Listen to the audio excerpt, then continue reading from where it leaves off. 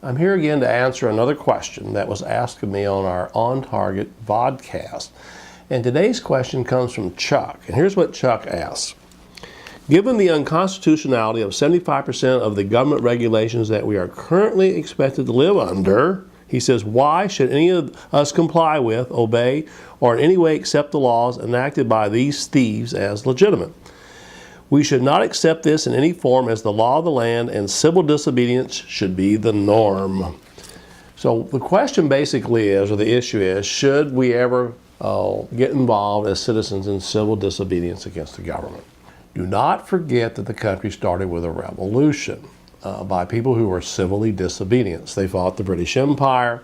That led to the War of Independence, the Constitution, and then we gave the world the best gift we could have given, and that is the Bill of Rights.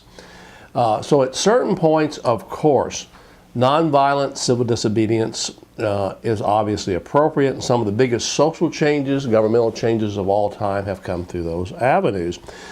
Think of the Gandhi, who fought for Indian independence, nonviolent civil disobedience. It eventually got him shot. There are consequences. I'm going to get to that in a second of civil disobedience.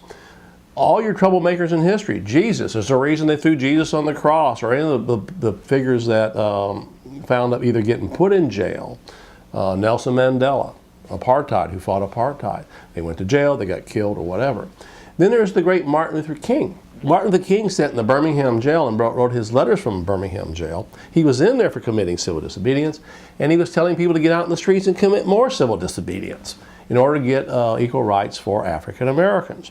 So sure, but what he called it was constructive nonviolent tension. That's what Martin Luther King called his civil disobedience. He created tension, and you get media coverage, you get people involved, all kinds of neat things. Citizens participate.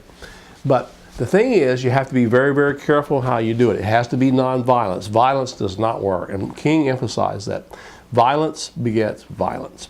I can remember as a young man in high school trying to get through my city streets in Peoria with my parents, and the cars were backed up for miles, and people were honking, and I remember getting out of my car and walking a distance, and there sat 5 black students in the middle of the street protesting how the government of our country treated African Americans unequally.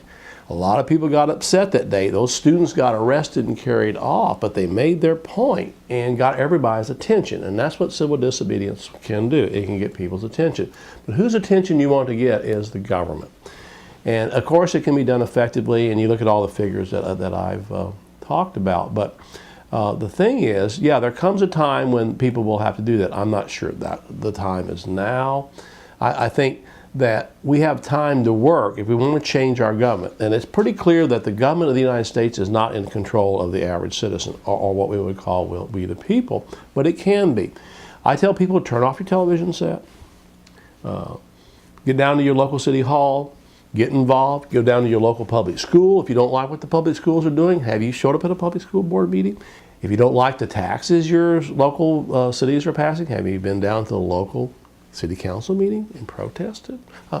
50 people at a meeting in a local town can probably get things changed. So there's a lot of things you can do short of civil disobedience now. Why we would have to have civil disobedience is because we haven't done our work now. So you can do that. But again, there are consequences to civil disobedience. There are arrest records. You have to be willing to subject yourself to that. There's jail time. Martin Luther King spent a lot of time in jail. There may even be death. Remember all the great people who really got here and did social justice, most of them, let's say, not all of them, most of them like King and Gandhi and others, they ended up dead. So there are consequences, but I do think there's time to work. So what my message is, yeah, there comes a time, obviously, the great men in history have done civil disobedience to change things, but we can work now if we turn the television set off, get our butts up off the couch, and get down to our local meetings and find out who our local representatives are in Congress and continually barrage them with our concerns. Maybe you can change the government before you have to commit civil disobedience.